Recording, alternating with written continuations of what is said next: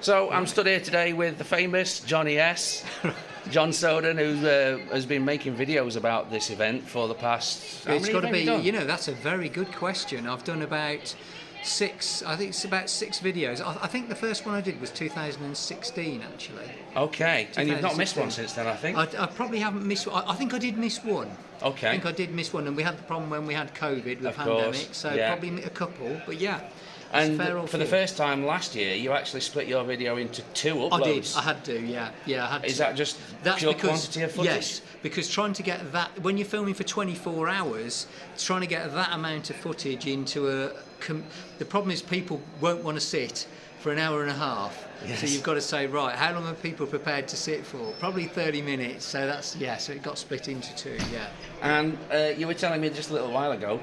Yeah. Something you're quite proud about. Yes. How many views you've had? Well, proud and pleasantly surprised. So we were asking some of the guys here, some of the drivers, how many views did they think we had of the last year, 2022 race. I have had a go at this. And I was out as well. What did you guess? I think one of the highest you've had so far, 13,000. 13,000, yeah. So there's initial guess at 13,000. Most of the guys were saying about 5,000. And that's when I said, well, if you said 100,000, you'd be wrong. If you said 500,000, you'd probably, you only just sort of getting there.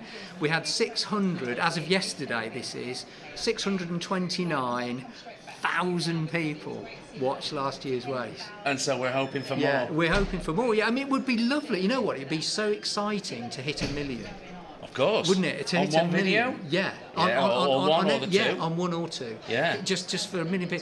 But I think now, what's happened, I'll tell you what's happened, which is really surprising, and I was saying this to my partner this morning.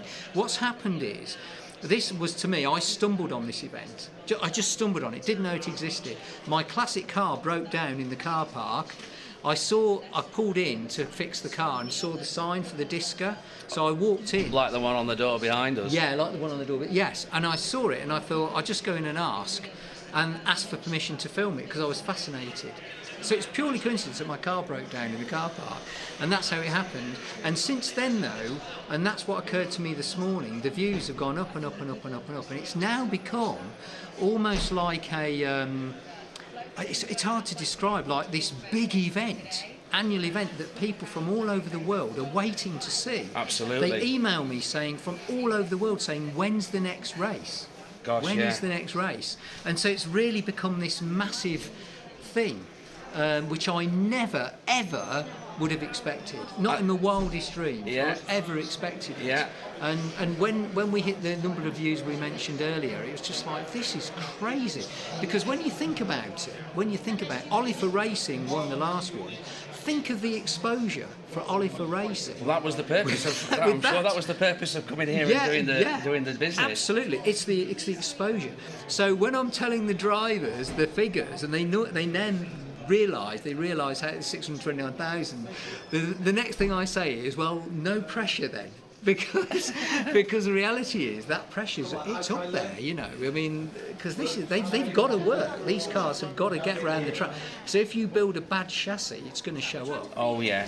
There's a lot of cars that annually appear to have difficulties in the first hour, 3 hours, something like that, and then they get fixed, and then they go the whole of the rest of the way. That's right. And there's so many if-only stories to be told at the end. And it's interesting, because I was talking to the guy on one of the teams here today, and he said they've gone strictly for the Oliver chassis. They're going straight for the Oliver chassis. Would that be... Because they won last year. Would that be Great Bar? It's great. Yes, I think it was Great Bar. And Great Bar had an Oliver car last year too.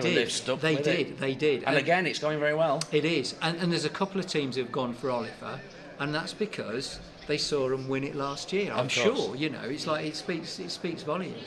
So you've only just arrived. You've picked up the programme for the event. That's the programme. You've had a quick scan at the timetable. I'm going through it. Yeah. And you're going to get some equipment and start doing. We're going to get out there and start coverage. Okay. Start some coverage. I did do some live coverage last year. Whether I'll get a chance this time, I don't know. Okay. But we're going to. Well, let me say on behalf of the competitors, thank you very much for coming along to do it all again for us this year. We all appreciate and enjoy your content. And hopefully we'll do something in the future. Yes. Yeah. We'll have a catch up halfway through if you like, and great. I'm more than happy to do that. Thanks very much, John. Yeah, it's a pleasure. Bye for now. Cheers.